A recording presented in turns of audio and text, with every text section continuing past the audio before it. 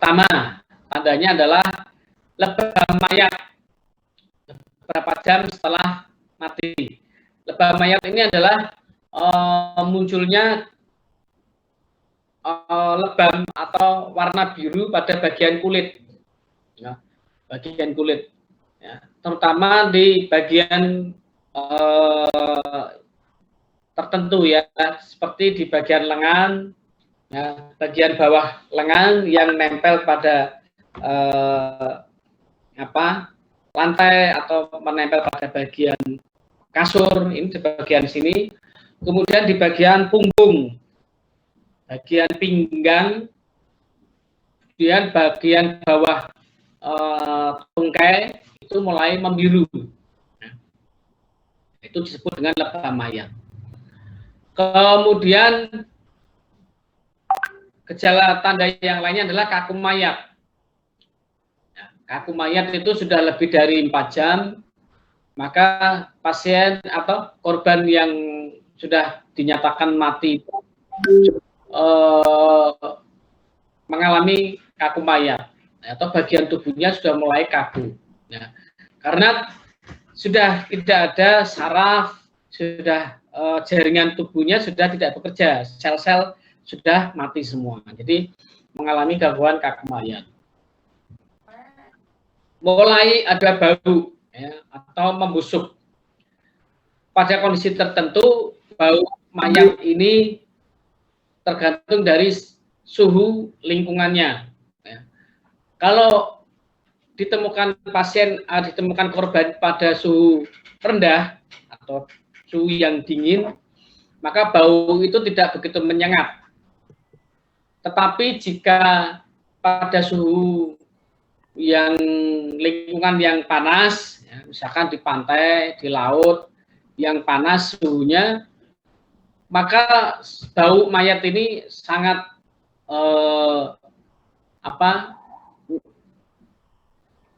sangat bau sekali, ya, bau busuknya mulai menyengat. Kemudian adanya tanda-tanda yang lain. Nah, yang perlu diingat oleh teman-teman semuanya, meskipun nanti teman-teman mendapatkan ilmu pengetahuan tentang BAD, pada saat melakukan tindakan pertolongan, misalkan, dan tidak berhasil atau gagal melakukan RJP, nah, maka yang perlu diperhatikan adalah teman-teman tidak boleh menyampaikan statement bahwa pasien A yang ditangani ini sudah meninggal, walaupun tanda-tandanya sudah mengarah ke sana, sudah mengarah ke meninggal, tetapi disarankan tidak diperbolehkan memberikan statement bahwa korban ini sudah meninggal. Yang diperbolehkan untuk menyampaikan seseorang meninggal adalah dokter, ya, dokter. Misalkan dibawa ke rumah sakit atau dilakukan pertolongan, kemudian ada kecuali kondisi tertentu pasien atau korbannya itu memang betul-betul mengalami kerusakan jaringan yang parah, ya, dia mengalami terpotong atau bagian tubuh tertentu itu mengalami amputasi dan sebagainya, yang sudah memutus tanda kehidupan, ya, nafas, kemudian pernafasan dan jantungnya sudah berhenti sama sekali, ya, itu sudah terlihat secara mata gitu, korban tersebut memang bisa dipastikan dia meninggal. Itu ya. Itu jadi tanda-tanda mati biologis. Kemudian ada lagi ya, ini next berikutnya.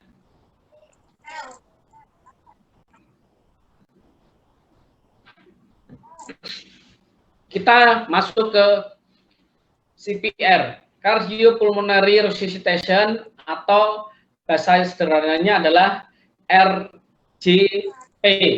resusitasi jantung dan paru. Ya. Monggo, mau teman-teman mau pakai CPR boleh, RJP boleh. Sebelum saya jelaskan tentang RJP atau CPR, di slide-slide sebelumnya ada yang akan ditanyakan. Saya berikan waktu ke teman-teman untuk bertanya. Silakan. Sebelum kita masuk ke RJP.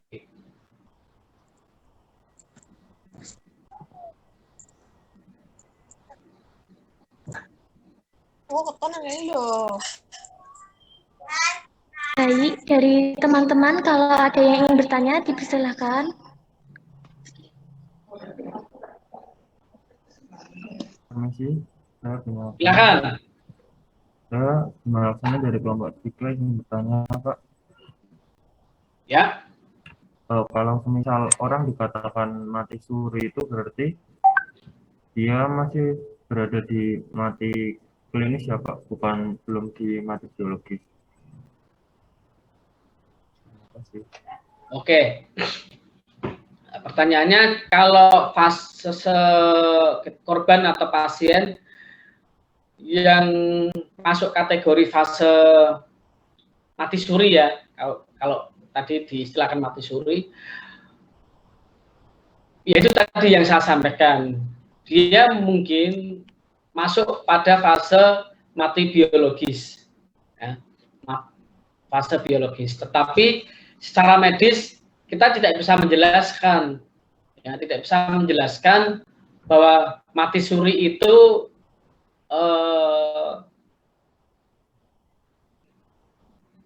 dia mengalami secara medikalnya di bagian tubuh itu dia tidak mengalami apa-apa gitu ya, tidak dilakukan pertolongan pernafasan, tidak dilakukan tindakan RJP, tidak dilakukan tindakan-tindakan medis yang lain. Tetapi dia memang tanda-tanda kehidupannya sudah tidak ada. Nah, sudah tidak ada tanda kehidupan. Jantung, henti nafas. Ya. Sudah dipastikan dia meninggal. Tetapi ada faktor yang lain yang kita tidak bisa memahaminya. Ya. Misalkan dia sudah mulai akan diproses untuk dimakamkan. Sudah mulai proses akan dimakamkan. Nah, si mayat atau orang yang sudah mengalami mati, tiba-tiba ada gejala kehidupan, ya. Ada pergerakan tangan, ada pergerakan kaki, ada hembusan nafas, ada hembusan dada. Nah, ini mulai ada tanda kehidupan. Nah, ini yang tidak bisa dijelaskan oleh medis. Ya, tidak bisa dijelaskan oleh medis. Itu mukjizat. Ya, itu hal lain yang di luar kemampuan kita sebagai manusia. Nah, itu mungkin yang kalau orang awam menyebutnya adalah mati suri. Nah, tetapi kita batasi, kalau kita membahasnya ke sana, tidak ada kemampuan saya untuk menjelaskan tentang mati suri. Tetapi yang bisa saya jelaskan adalah dua gejala mati secara medis, ya, mati klinis dan mati biologis. Dengan tanda-tanda seperti yang tadi saya jelaskan. Kalau mati klinis itu kita bisa melakukan tindakan RJP dengan waktu 4 sampai dengan 6 menit, ya, dengan melakukan RJP. Jika RJP-nya benar, maka korban bisa tertolong, ya, bisa nafas dan jantungnya bisa kembali seperti awal. Kalau biologis, mati biologis itu ya dia sudah tidak bisa tertangani lagi, baik nafas maupun henti jantungnya tidak tertangani lebih dari 6 menit. Artinya kerusakan sel di otaknya sudah mulai kena. Itu ya Mas, kira-kira yang bisa saya jelaskan. Ya Pak, terima kasih atas penjelasannya. Oke, ada lagi pertanyaan? Masih izin bertanya, cukup? Pak. Ya. Ya, perkenalkan, nama saya Siti Mufida Nur Afifah dari kelompok 21. Tadi kan disebutkan ya kalau mati klinis itu boleh RCP. Tapi gimana kalau misalnya orang yang mati klinis itu kondisi tulang dada atau tulang rusuknya itu sedang patah atau pernah patah, itu gimana, Pak? Oke, Terima kasih. pertanyaannya bagus sekali. Pilihannya ada dua. Ya. Jika masuk fase mati klinis, memang sudah dipastikan pada saat pemeriksaan tidak dia korban mengalami henti jantung dan henti nafas, ya. Dia satu-satunya jalan harus melalui resusitasi, melalui RJP, tetapi ditemukan tanda yang lainnya, ya, ini misalkan adanya fraktur pada bagian dada, ya, atau ada tanda yang lain di bagian abdomen, perdarahan dan sebagainya. Ini pilihannya bagaimana? Apakah tetap dilakukan RJP? Apakah dilakukan tindakan yang lain? Ini konteksnya kita dalam situasi darurat, emergensi, tidak di rumah sakit ya. Kalau saya gambarkan, kalau kita situasinya darurat emergensi di lokasi kejadian, yang perlu kita lakukan adalah tindakan RJP-nya dulu, semampu dan semaksimal mungkin, agar nafas dan jantungnya kembali normal. Masalah kerusakan atau cedera yang lain, itu bisa dilakukan nanti setelah di rumah sakit, tindakan operasi dan sebagainya. Tetapi pasien tertolong dulu, nafasnya ada dulu, ya kan, nadinya ada dulu. Setelah tertolong baru dibawa ke rumah sakit untuk dilakukan tindakan lanjutan, apa, menangani cederanya. Nah, itu prioritas tindakannya adalah seperti itu prioritasnya. Nah, beda kalau pasien yang mengalami seperti itu sudah berada di rumah sakit, sudah berada di UGD. Pasien bisa diberikan CPR dengan alat, cederanya bisa dilakukan tindakan operasi. Jadi bisa dilakukan dua tindakan sekaligus. Tindakan operasi pada bagian cederanya, misalkan patah tulang, fraktur di bagian dada, bagian rusuk, ya. Kemudian si pernafasan bantuannya, rescue breathing-nya dengan menggunakan alat. Itu kalau ditindakan di UGD. Tapi kembali lagi pertanyaannya, kalau yang tadi pertanyaannya adalah kalau kita menemukan kasusnya di lokasi, mana dahulu yang dilakukan, tindakan RJP-nya atau tindakan menangani cederanya? Ini lebih prioritas mana? Rekomendasinya adalah melakukan tindakan RJP-nya. Ya, karena RJP-nya itu kan lebih penting, ya kan, biar nafas sama nadinya ada, tanda kehidupannya ada, baru dibawa ke ambulan, dibawa ke rumah sakit, baru dilakukan tindakan operasi untuk cederanya. Begitu ya kira-kira ya, Mbak Yosi. Ya, Pak, terima kasih. Oke, ada yang lain pertanyaan? Ini saya jadi semangat kalau pertanyaannya berbobot semuanya, teman-teman. Bapak izin bertanya. Oke. Nama saya Karisma Yoharnisa dari kelompok 21.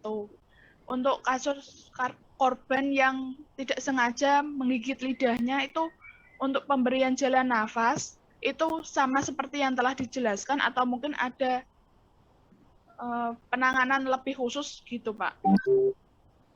Oh ya,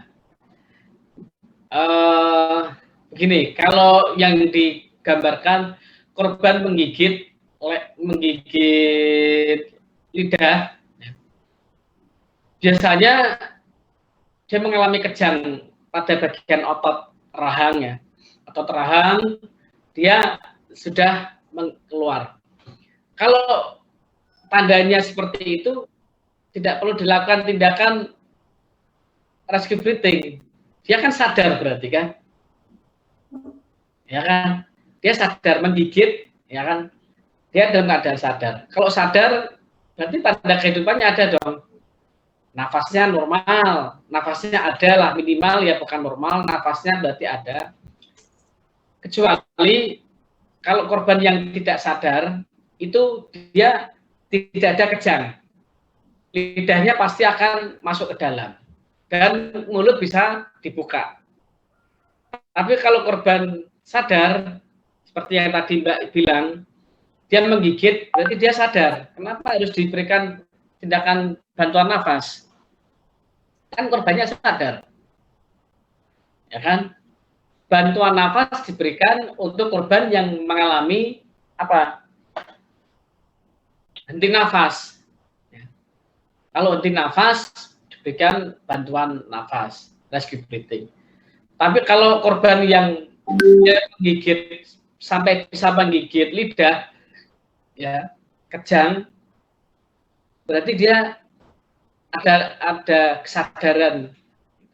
Kalau korban tidak sadar, dia lemes, otot-ototnya lemes, lidahnya pasti akan jatuh ke dalam, itu ya.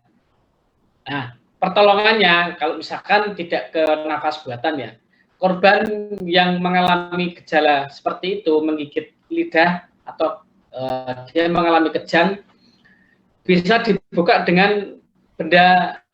Kalau di alat medis itu namanya gudel, jadi dibuka melalui alat tersebut. Atau kalau alat yang improvisasi bisa dilakukan dengan sendok atau dengan benda yang tumpul, tidak terlalu tajam tapi yang tumpul, seperti centong nasi. Centong nasi, tetapi yang bukan bagian yang lebar, tetapi bagian yang pegangan, yang dipegang. Nah, ini ujungnya bisa untuk membuka bagian mulut, karena itu kan tumpul. Ya, itu bisa untuk membuka bagian mulut untuk membantu melepaskan lidah yang tergigit. Nah, itu ya, Mbak Karisma untuk penanganannya. Ya, Bapak, terima kasih, Pak. Ya, terima kasih kembali. Ada lagi sebelum dilanjut ke CPR? Saya, Pak. Oke. Baik, saya Arga Pratama dari kelompok 1, izin bertanya. Apabila kita melakukan pengambilan sumbatan, tetapi sumbatan tersebut merupakan salah satu benda tajam atau benda yang berpotensi untuk merusak jaringan di sekitar tenggorokan, apa yang harus kita lakukan? Contohnya apa bendanya? Contoh benda tajamnya apa?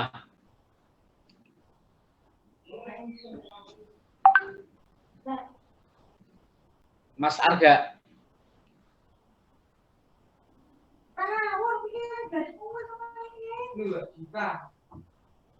Ya. Ya, yang saya tangkap, semisal korban yang ditemui adalah adanya benda tajam yang sengaja tertelan, misalkan peniti atau jarum atau isi staples, ya. Nah, itu isi staples juga sering kan kejadian, orang makan gorengan, orang makan nasi bungkus, kemudian ada isi staplesnya, ya, yang tertelan. Misalkan itu kita sebut benda yang tajam. Kalau benda yang tajam yang agak gede apa? Misalkan kan nggak mungkin kan, seperti pisau gitu ya, nggak mungkin. Tapi biasanya benda-benda kecil yang mampu masuk ke tenggorokan, ya, peniti, jarum, isi staples itu bisa. Tindakannya apa? Ya. Kalau masih mengganjal di bagian leher, kita secara manual tidak bisa, sangat bisa melakukan untuk mengeluarkan benda tersebut dengan cara handbrake maneuver, ya, didorong di bagian belakang, depan, dan dibungkukkan, atau ditepuk di bagian dada, bagian punggung, ditepuk ke arah belakang, ke arah depan. Kalau masih di tenggorokan, kalau sudah masuk ke bagian perut benda itu, maka ya tidak bisa dilakukan apapun kecuali operasi. Ya. Kalau masih di mulut, masih bisa diambil manual. Ya. Masih diambil manual. Kalau masih di leher, bisa dilakukan tindakan Heimlich maneuver. Kalau sudah benda itu masuk ke perut, tindakannya adalah operasi. Ya. Itu Mas Arga tadi. Ada lagi pertanyaan? Saya, Pak. Ya, silakan. Saya Elisa Ratnadewi dari kelompok 21, izin bertanya. Apabila ada seseorang yang terjadi penyumbatan saluran pernafasan secara penuh, dan kemudian orang tersebut itu pingsan. Nah, kita sebagai penolong itu untuk mengenali bahwa korban tersebut mengalami penyumbatan saluran pernafasan secara penuh itu bagaimana, dan penanganannya itu yang tepat itu bagaimana ya Pak? Terima kasih. Oke, Mbak Elisa Ratnadewi. Penanganannya untuk korban gangguan nafas secara penuh, ya, yang tindakan awal yang bisa dilakukan ketika posisinya terbaring adalah pertama kali membuka jalan nafas. Ya, membuka jalan nafas, ya, kepala di ini, enggak keluar.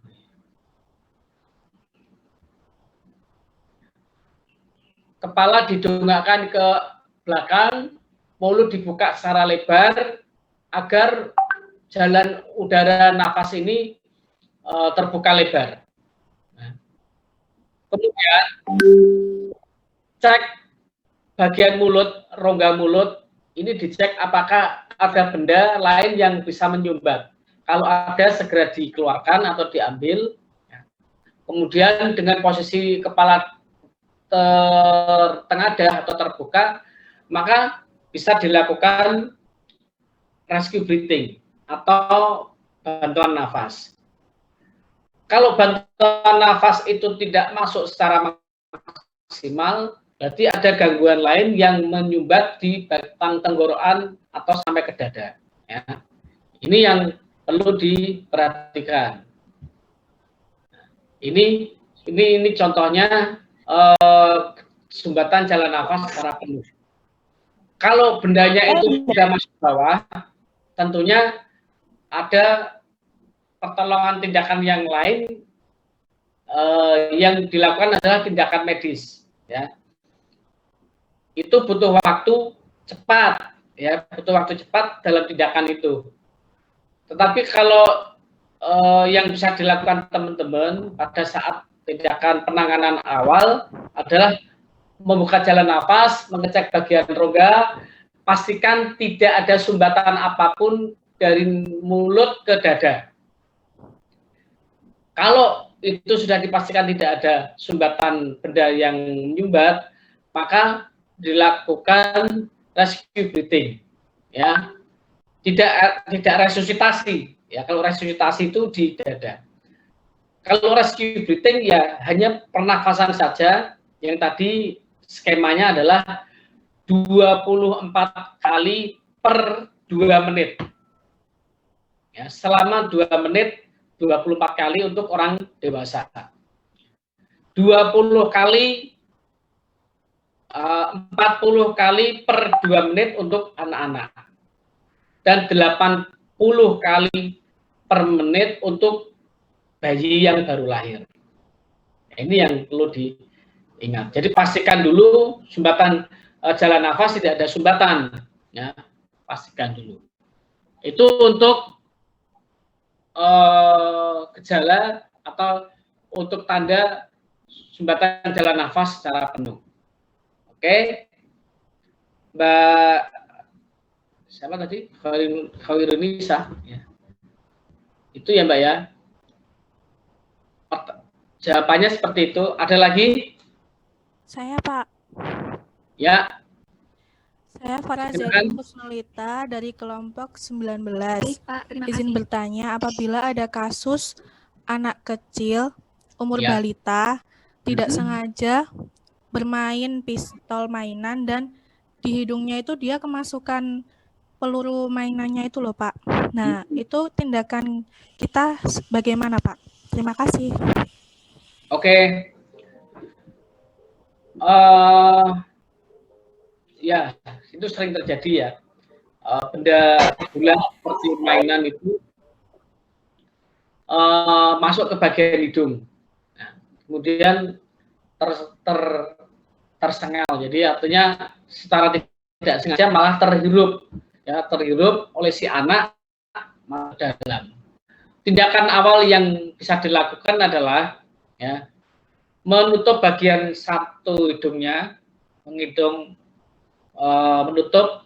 kemudian jangan ditengadahkan, tetapi ditundukkan. Ya, ditundukkan.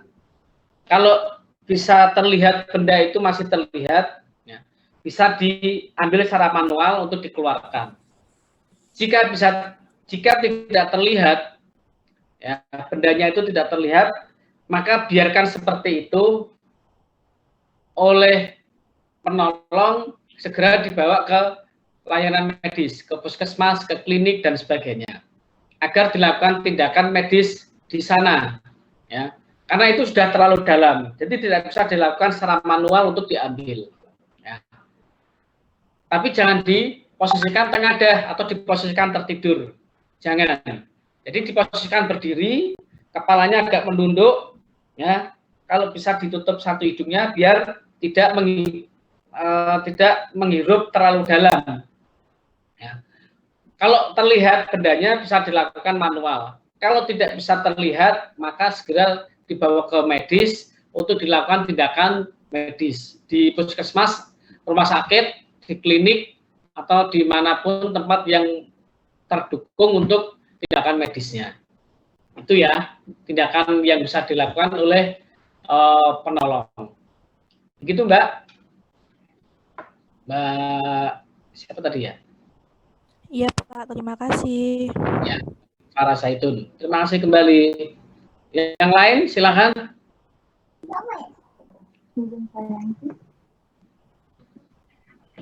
Mbak panitia operator, masih berapa menit lagi kita ya?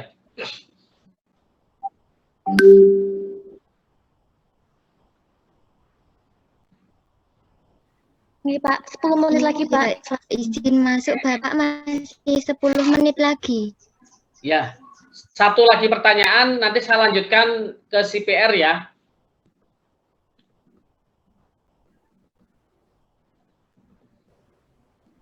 Halo.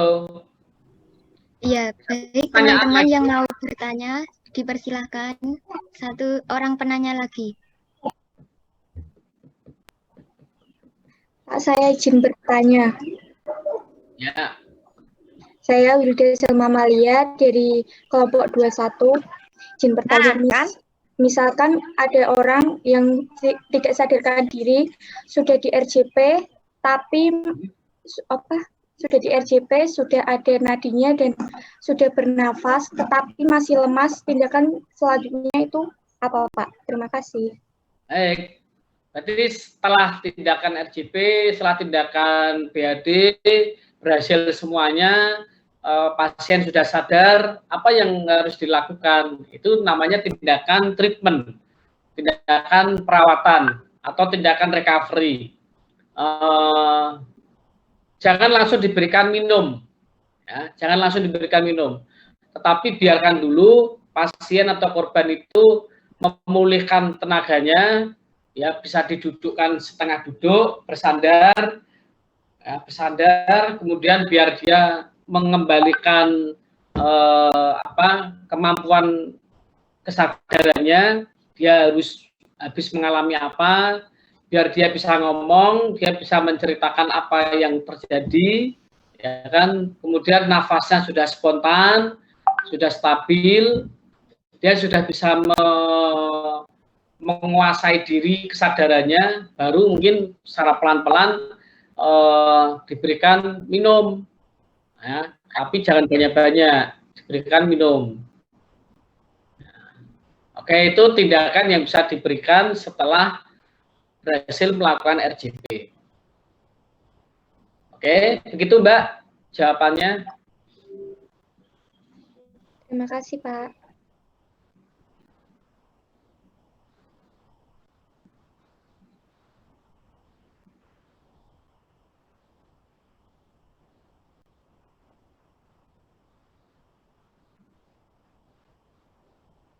Oke, cukup ya.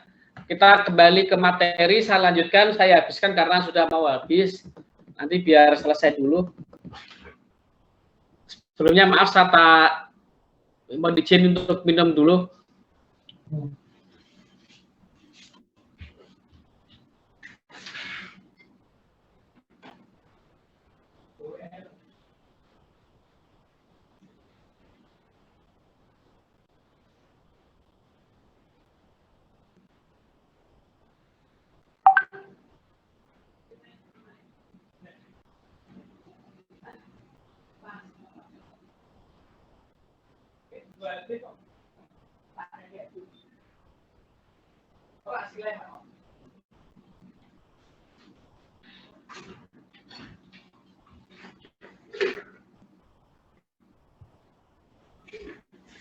Iya, mohon ditunggu nggih, teman-teman. Baik.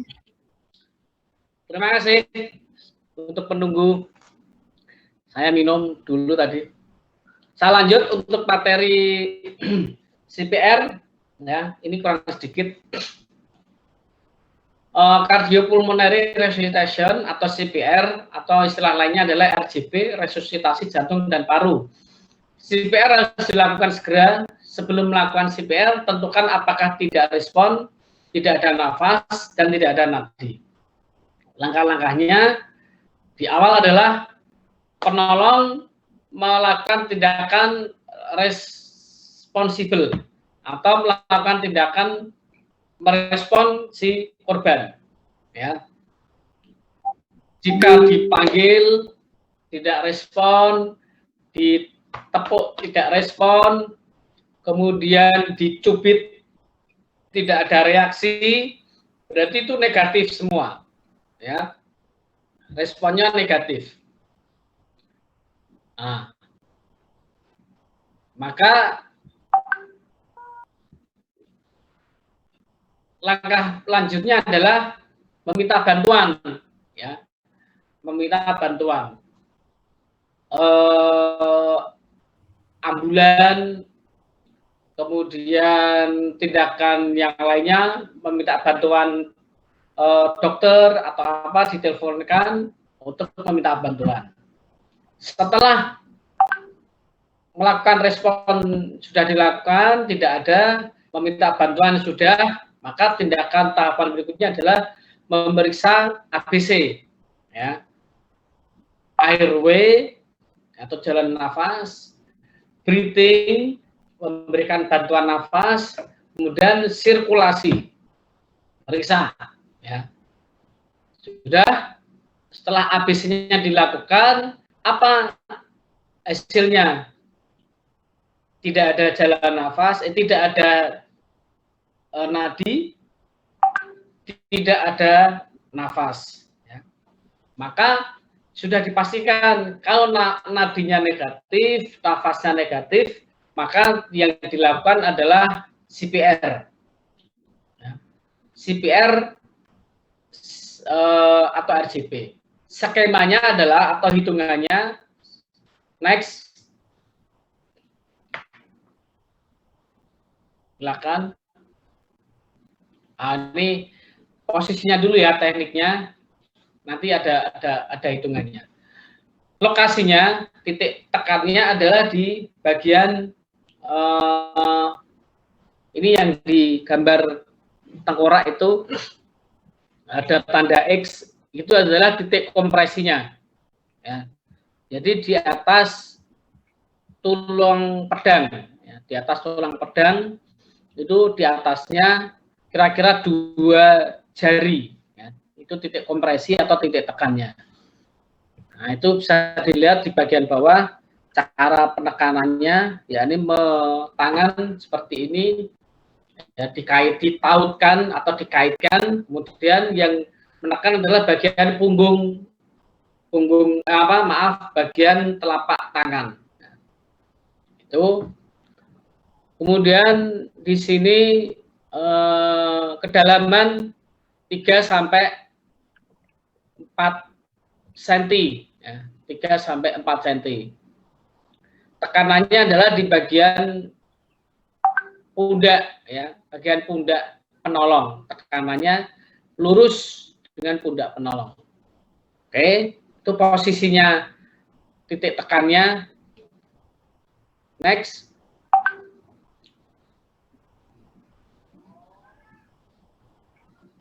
Nah, ini untuk tadi ya pengecekan awal ABC. Yang gambar pertama adalah cek respon, gambar kedua membuka airway, ya, membuka jalan nafas, gambar ketiga memeriksa nafas, ya. Yang keempat memberikan rescue breathing.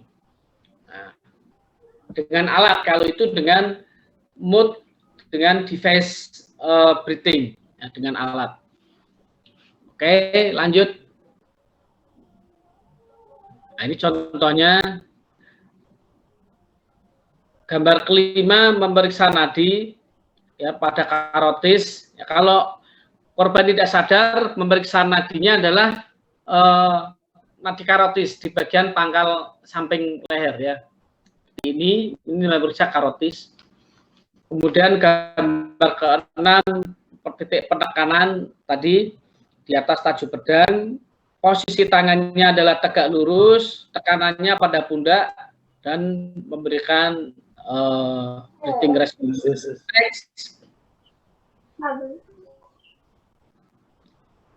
Lanjut. Ini tindakan RJP untuk 2 penolong, ya. RJP untuk 2 penolong. Jadi yang penolong satunya adalah melakukan tindakan kompresi, tindakan resusitasi. Penolong satunya adalah melakukan tindakan rescue breathing, ya, rescue breathing. Jadi setelah resusitasi 30 kali, yang penolong satunya memberikan rescue breathing selama 24 kali per 2 menit. Nah, maaf, yang rescue satunya memberikan 2 kali tiupan, ya, 2 kali tiupan, karena ini kombinasi, ya, resusitasi nafas, resusitasi nafas. Jadi resusitasinya 30 kali tekanan, rescue breathing-nya 2 kali tiupan. Kemudian resusitasi 30 kali, tiupan nafas 2 kali. Itu dilakukan selama 5 siklus. Nah, dilakukan selama 5 siklus. Oke, next. Mohon maaf, Bapak. Untuk waktunya ini sudah pukul 9.47. Oke. Ya, saya tambah sedikit ya, Mbak, ya. Saya tambah sedikit sebelum di closing. Nah, ini. Ini adalah skemanya, ya. Kedalaman 4 sampai 5 cm, tekanan rata-rata 100, lama tiupan untuk nafas 2 detik. Lokasi pemeriksaan ada di karotis. Untuk siklusnya 1 penolong dengan 30 kali resusitasi, 2 kali tiupan. Untuk 2 penolong sama, 30 kali tekanan, 2 kali tiupan. Nah, ini skemanya ini, ya. Ini skemanya yang paling penting dan teman-teman harus ingat, harus catat. Baik, terima kasih teman-teman semuanya. Nah, ini tambah 1 lagi nih untuk anak-anak. Itu sama, ini teknik kombinasi antara membuka jalan nafas dan memberikan resusitasi. ya. Satu tangan melakukan head chin lift, satu tangan melakukan tindakan kompresi. Ya. Nah, ini skemanya sama, hampir sama ya, skemanya hampir sama. Perbandingannya kalau untuk anak-anak itu 15 banding 2 kalau 2 penolong. Nah, 15 kali resusitasi, 2 kali diupah. Oke. Nah, ketentuan khusus terkait RJP, tanda-tanda RJP berhasil adalah kompresi, adanya pergerakan dada naik dan turun saat diberikan nafas, pupil mata mulai bereaksi normal, jadi pupilnya ini mulai ada reaksi. Kemudian kulit korban berubah, korban mulai bergerak dan mencoba menelan, jadi ada tindakan refleks menelan. Kemudian denyut nadi kembali terasa.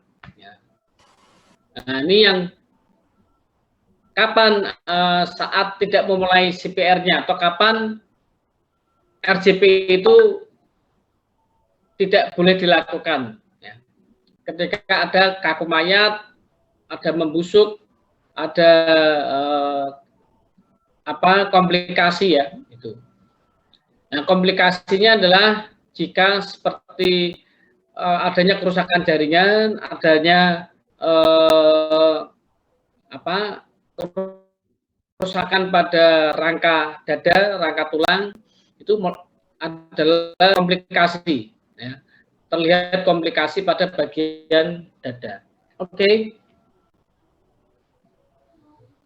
Nah, ini bisa dipahami teman-teman, masalah-masalahnya pada saat CPR tadi sebagian banyak sudah saya sampaikan, kemudian hasilnya. Kemudian terakhir, ya, setelah berhasil melakukan tindakan BHD dan RJP, tindakan yang selanjutnya adalah memindahkan korban ke tandu, memindahkan korban dari kursi, atau menaikkan atau menurunkan korban dari ambulan, memberikan kesempatan tim medis lain untuk memasang AED, ya, atau defibrillation, atau alat yang membantu mengkejutkan jantung, ya, alat kejut jantung. Kemudian berhenti karena kelelahan. Nah, ini singkatnya seperti itu. Ini tadi untuk flowchartnya ya, flowchartnya kalau urut-urutannya tindakan RJP. Ya. Ini untuk lebih memudahkan teman-teman mengingat. Yang ini yang perlu dicatat. Oke. Ya.